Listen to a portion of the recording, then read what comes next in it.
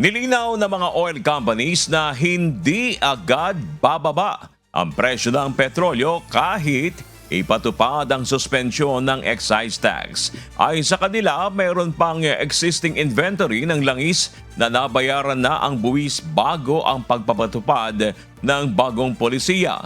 Dahil dito, kailangan munang maubos ang kasalukuyang supply bago maramdaman ang pagbaba ng presyo sa mga gasolinahan. Tinatayang aabot sa 5 hanggang 20 araw bago tuluyang makita ng publiko ang epekto nito sa pump prices. For example, sir, as of today, each oil company has a different volume in their tanks, in their terminals. It could be 10, 50, 100. Bayad na yon. The moment it reached the shores of the Philippines, the taxes and duties has already been settled. When you pass it today, the inventory tomorrow still has the paid excise. Pero yung padating pa lang bukas, yun yung wala.